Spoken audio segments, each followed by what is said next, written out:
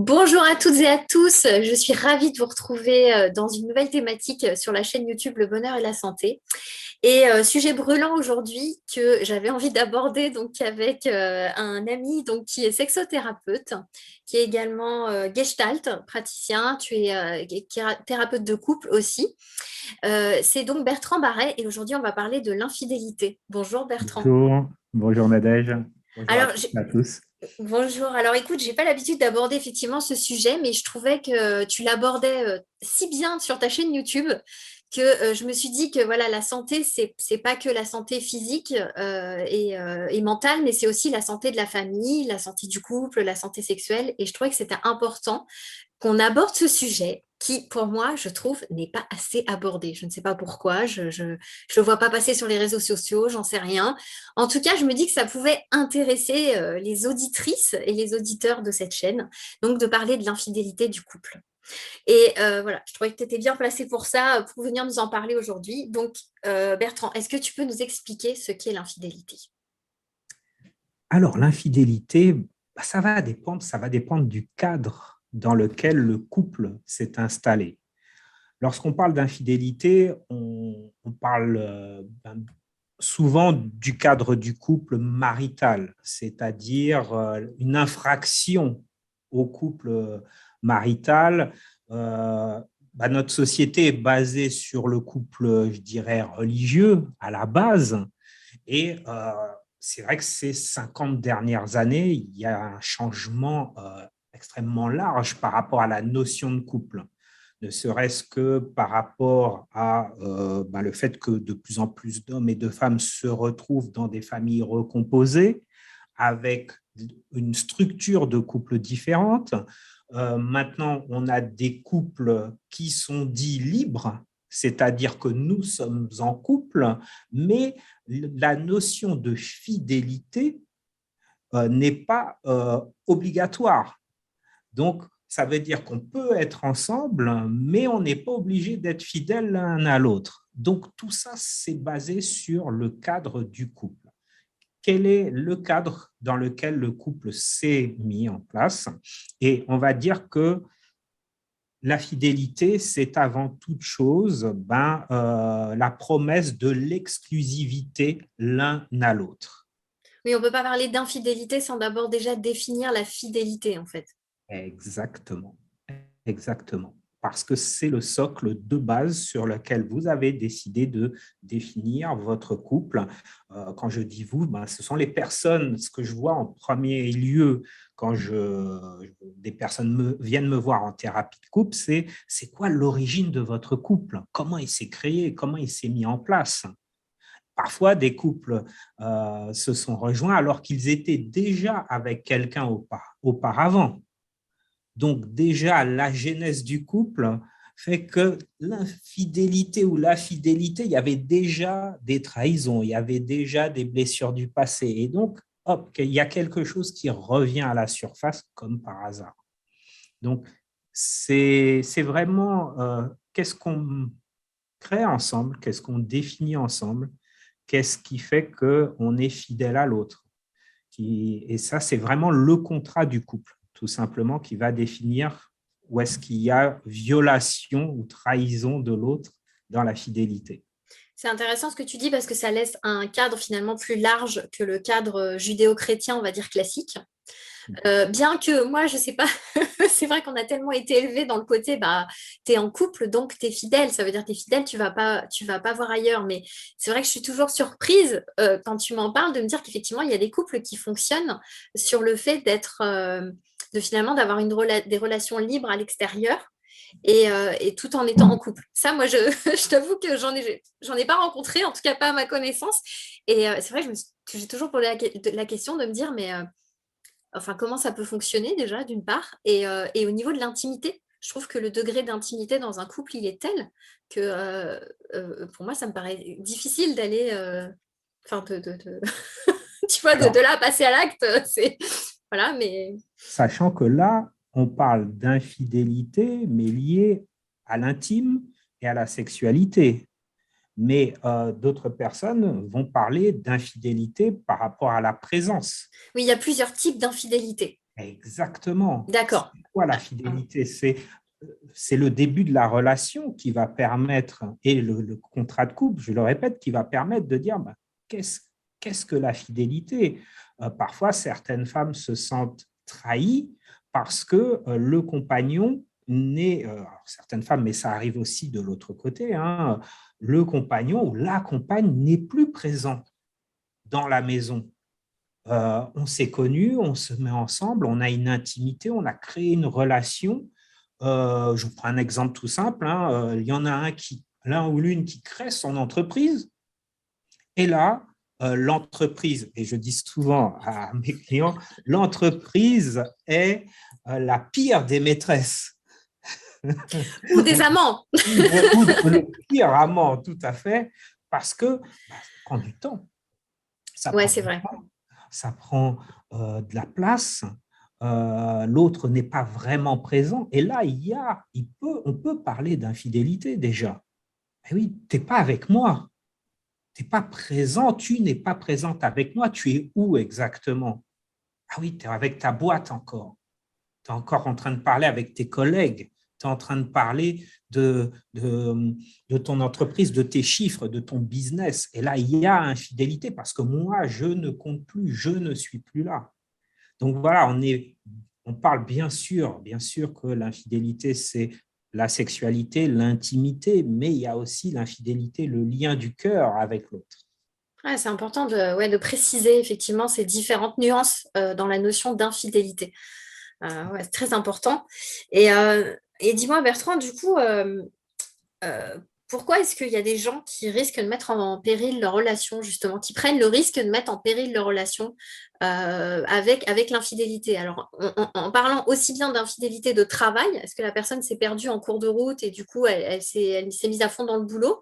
Et également infidélité, du coup, à aller voir ailleurs, quoi. Voilà, tout simplement. Il y a plusieurs choses, hein, il y a plusieurs points qui font qu'on va basculer dans cette dite infidélité. À partir du moment où une personne ne trouve plus réellement ce qu'elle avait au début, ou elle part du principe que ce qu'elle a au début est acquis ou acquise. Mhm. On commence à basculer dans la routine, dans l'ennui, dans la recherche de nouveautés ou du frisson qui fait que on va revivre quelque chose qu'on ne trouve plus dans la relation de couple.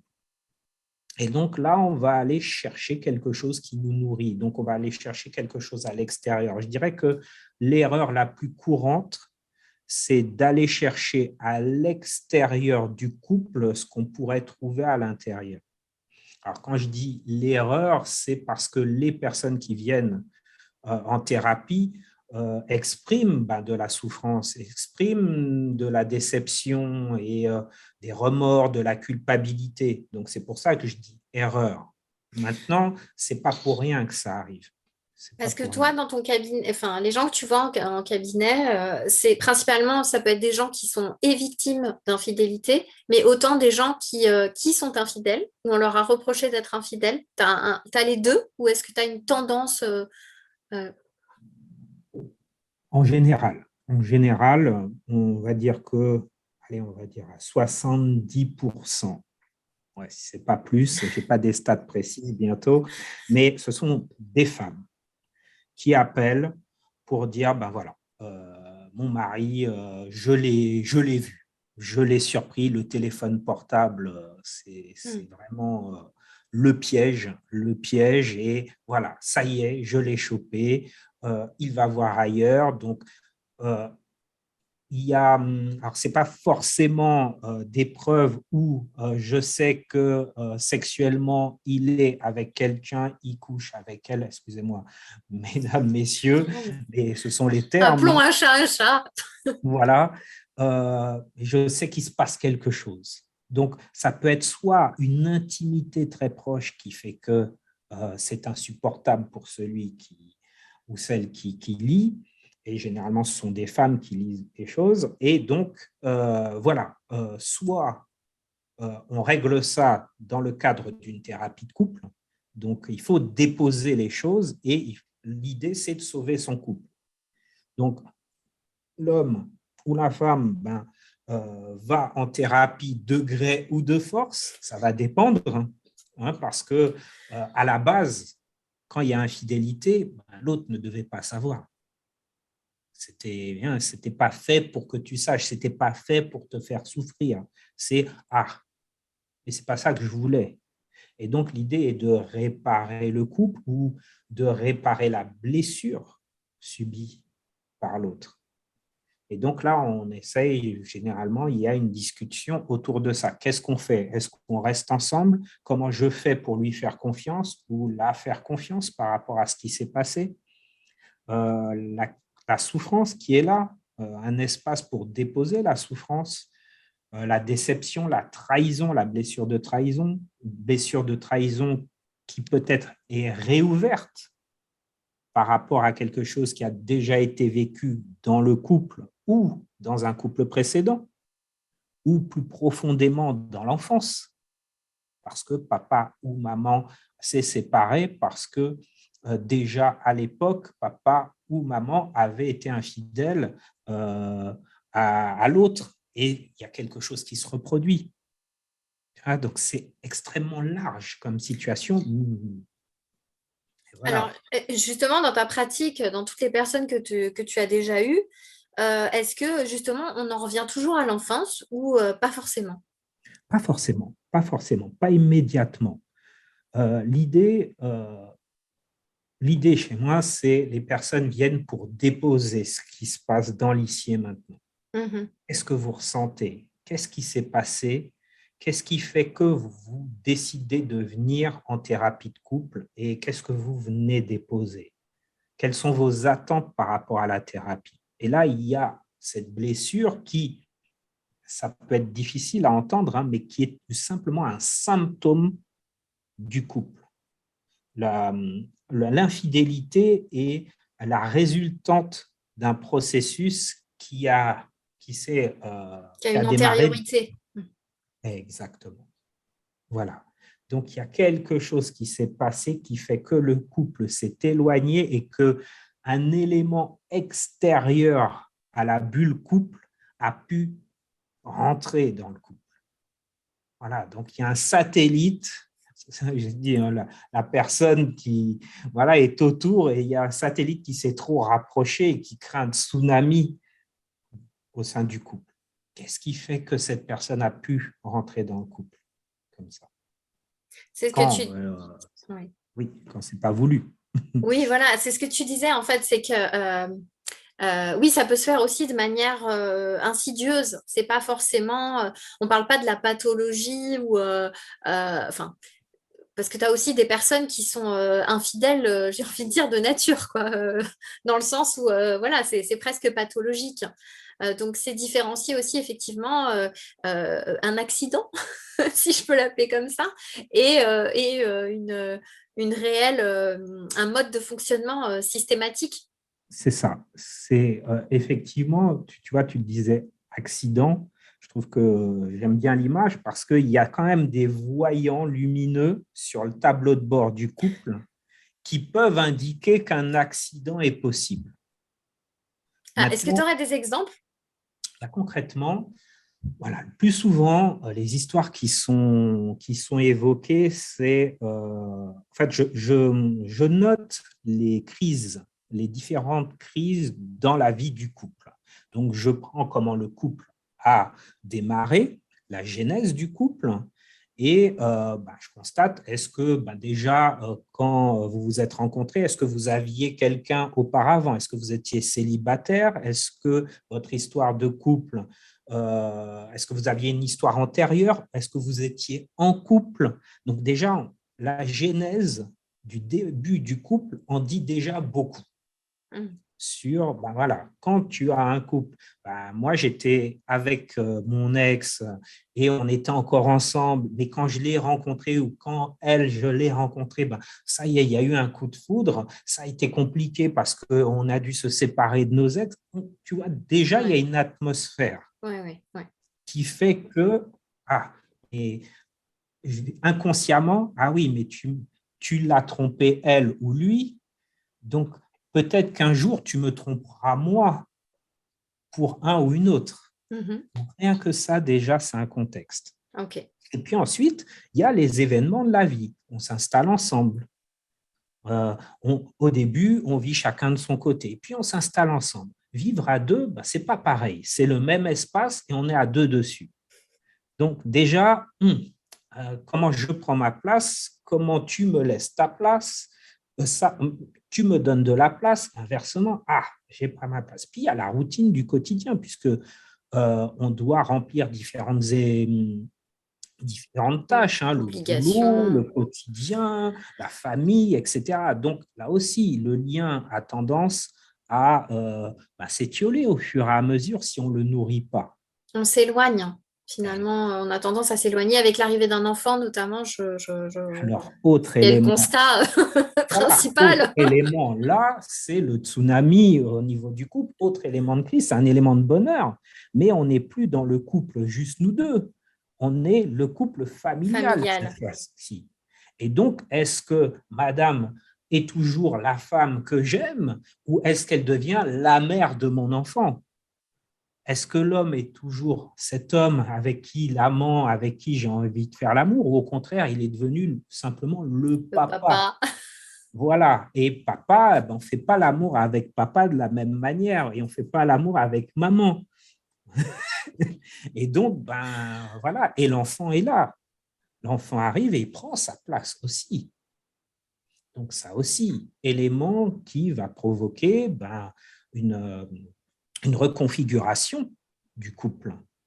Et comment on se retrouve juste nous deux avec l'enfant qui est là aussi.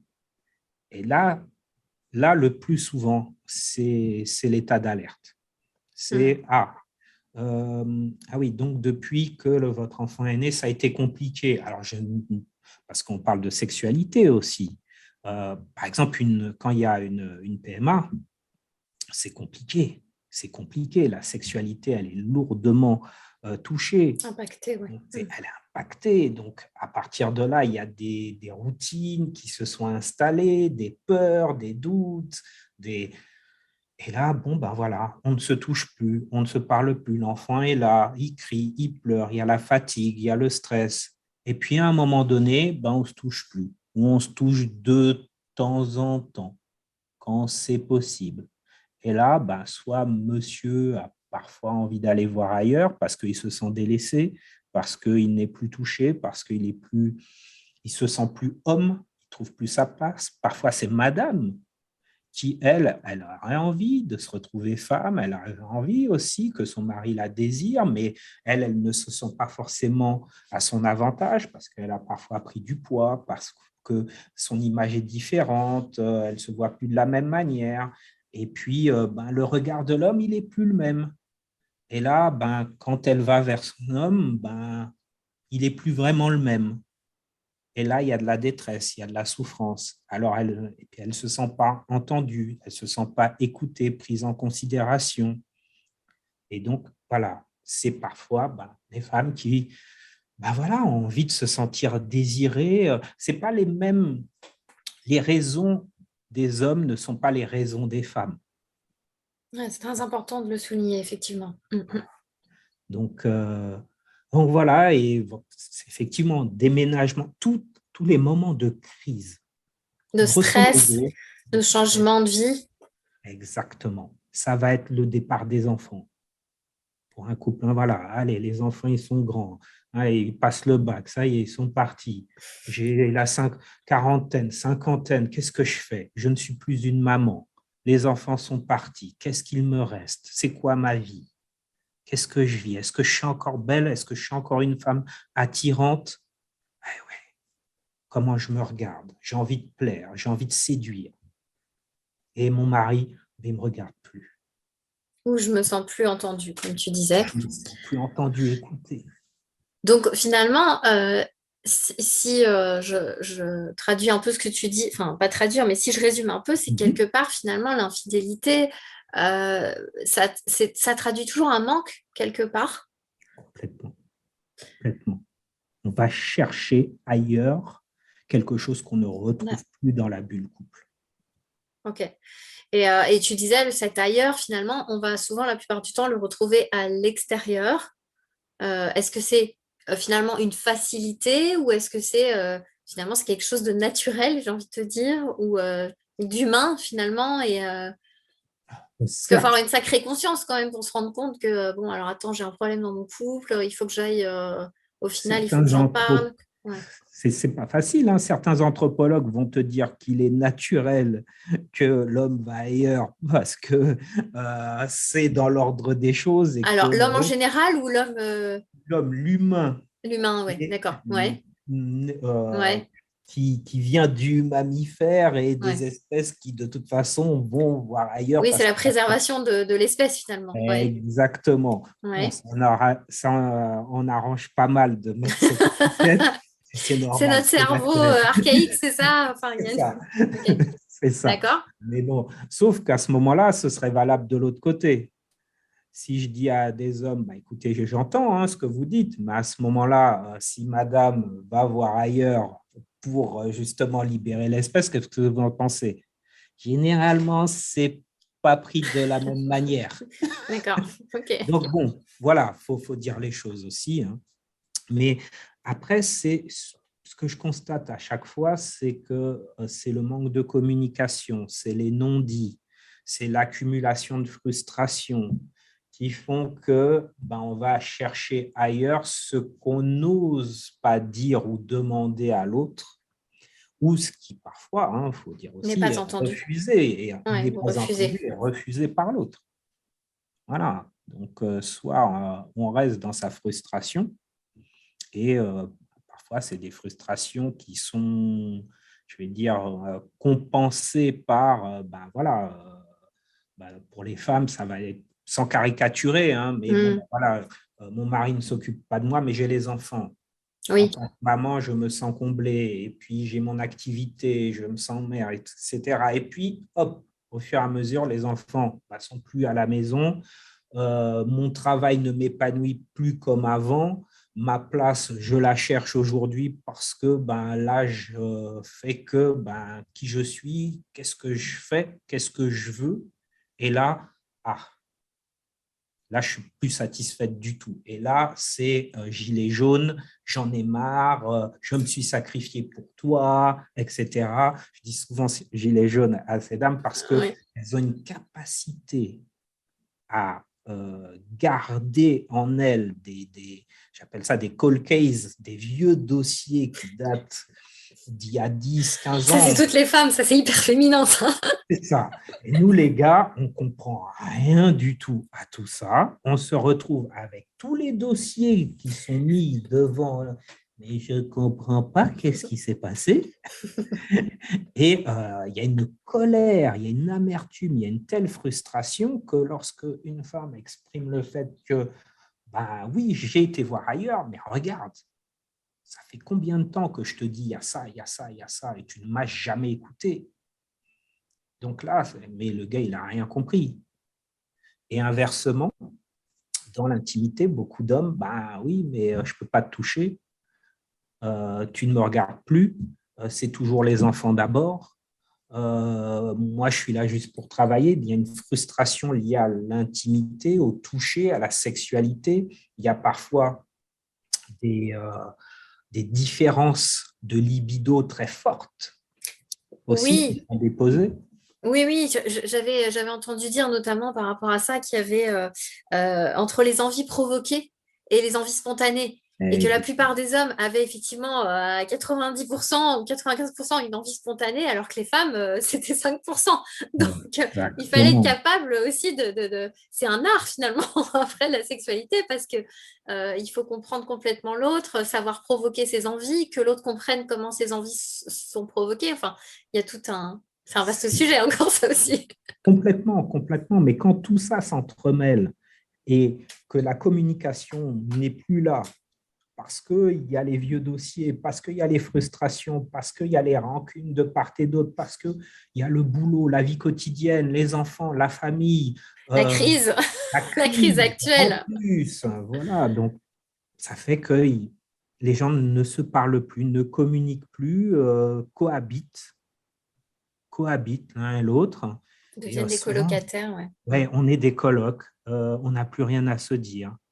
Et donc, bon, bah, la solution, c'est je vais aller voir ailleurs parce que je n'ai pas envie de vivre ça continuellement. Il y a l'individualité qui ressort. J'ai envie de vivre quelque chose. Donc, j'ai le droit, moi, de vivre quelque chose. Et c'est ce qui est revendiqué par l'autre. Se sentir vivant aussi, quelque part, hein. C'est retrouver le fait de se sentir vivant et pas être en mode automatique, hein. Je pense que… Exactement, exactement. Alors, je ne suis pas en train de faire un, comment dire, je suis pas en train de dire que l'infidélité, c'est la soupape, etc. Je dis simplement que, ouais, C'est un symptôme, hein, c'est ce que tu un disais. Ouais. symptôme, c'est un symptôme, et que derrière, c'est qu'est-ce qui fait qu'on en est arrivé là?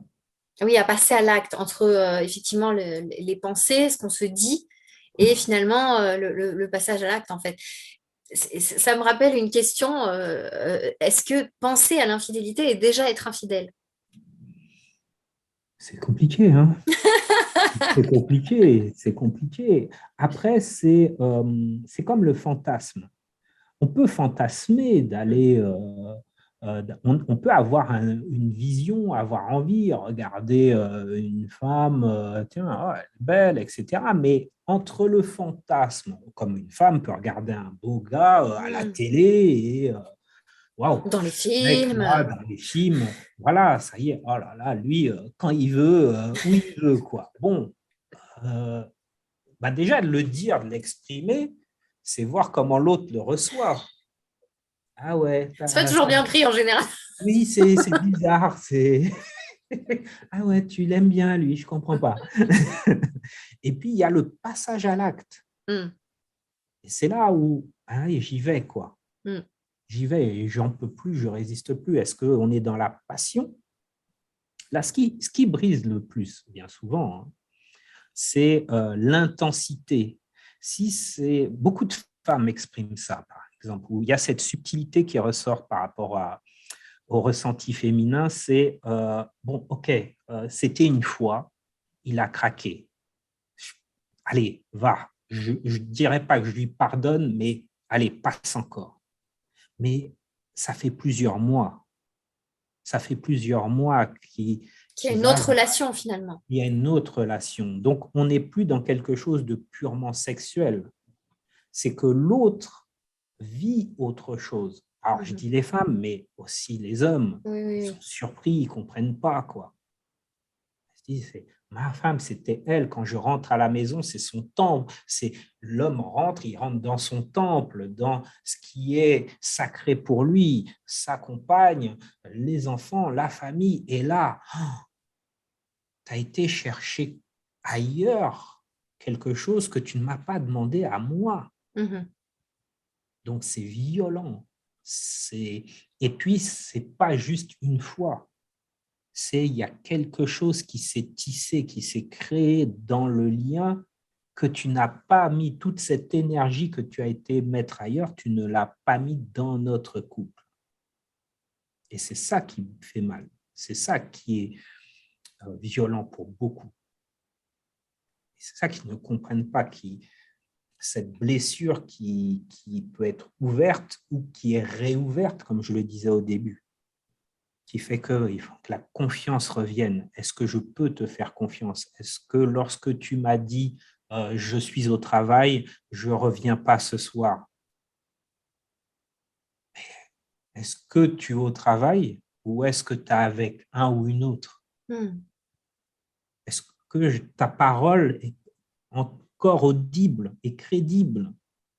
C'est là où c'est difficile. C'est tout ce travail d'acceptation de ce qu'a pu faire l'autre et d'acceptation du ressenti qu'on a là. Ouais. Et ça m'amène une autre, du coup, une question. Du coup, c'est est-ce que finalement on peut se remettre de l'infidélité? C'est un des processus les plus durs, hein, en thérapie Mm. de couple, hein. Donc, faire renaître la confiance dans le lien. Ça demande un travail d'introspection et beaucoup de travail d'acceptation des deux côtés. des deux côtés. Je dis bien des deux côtés. Souvent, il y a, ouais, mais euh, C'est pas dites-lui, 50, c'est 100%, 100% en fait. Il n'y a pas de voilà, c'est ta faute et moi, enfin voilà, il y a vraiment cette prise de responsabilité exactement. qui doit être prise C'est ça. mutuellement. Mm. C'est vraiment ça. La responsabilité. Et ça peut être violent à entendre pour des personnes qui vont écouter. Hein. Ouais, en quoi l'autre va voir ailleurs et c'est moi qui est responsable. Non, mais le mec, il sait qui il a. Non, j'entends bien. Pour toutes les personnes qui écouteront donc cette vidéo, je connais Bertrand depuis plusieurs années maintenant. J'aime ta sensibilité, Bertrand. Tu as une grande sensibilité. Voilà, je sais que dans ta patientèle, tu as beaucoup de femmes aussi. Et c'est ça que j'apprécie aussi chez toi, c'est ta grande sensibilité. Donc, je sais que ce que tu dis, c'est voilà, c'est aussi ce que tu côtoies finalement au quotidien dans ta pratique. Complètement. Et donc, responsabilité ne veut pas dire culpabilité. Je ne suis pas en train de dire c'est de votre faute, vous êtes coupable. Absolument pas. Je dis qu'est-ce que vous avez fait ou qu'est-ce que vous n'avez pas fait volontairement ou involontairement, Inconsciemment. inconsciemment, qui fait que la situation est arrivée là. Et c'est important de regarder ça. Et je vous assure et je t'assure, pardon, que ça arrive que des gens se disent, mais tu m'as jamais demandé, et tu m'as jamais dit que ça te plaisait pas, on faisait pas l'amour comme ça, ou voilà, pour des trucs, des broutilles parfois. Ah non, j'osais pas venir te voir. Mais oui, mais moi aussi j'avais envie de faire l'amour. Mais voilà, bah, tu m'as jamais dit, ah ouais, mais j'ai arrêté parce que ben, je me suis fait jeter 2 ou 3 fois et bah, du coup, j'avais pas envie de me prendre un revers de nouveau. Alors voilà, mais ça, ce type de conversation arrive, mais 3, 4 séances après, parce que la colère a été Hmm. déchargée, parce que les choses ont été dites. euh, Il faut revenir en terrain neutre finalement pour pouvoir. c'est ça, Ensuite, il y a des étapes finalement dans c'est la ça. reconstruction. Ça pourrait être l'objet d'un prochain épisode. Bertrand, qu'est-ce que tu en penses? Avec grand plaisir, avec grand plaisir. On va demander aux auditeurs et auditrices là, de cette émission. Donc, la forme, je pense qu'effectivement, on est parti pour faire, on fera certainement un deuxième épisode, mais j'ai envie quand même de poser la question si les gens ont envie d'un live avec toi, quand même. Ça pourrait être sympa aussi. Donc, Il ne faut pas hésiter à poser des questions si vous êtes ouais. de près ou de loin à ce sujet. Quelles sont les questions qui vous touchent, qui vous bousculent, qui font que vous avez l'impression de ne pas avancer? Ce sera avec grand plaisir que vous puissiez échanger ensemble et partager. Partager, oui, complètement. Ok, super. Ben, écoute, je te remercie Bertrand pour ce sujet vraiment très intéressant. Donc, il y aura un épisode 2 très prochainement. Voilà, j'espère que ça vous a plu. Moi, je trouve que voilà, c'est un sujet un peu tabou finalement, je trouve. J'aime bien aller où il y a des sujets tabous, moi. On va casser les tabous. C'était- Merci à toi pour ton invitation. C'est un vrai plaisir de partager avec Voilà. À très bientôt. Bye bye. toi. Ciao, bye.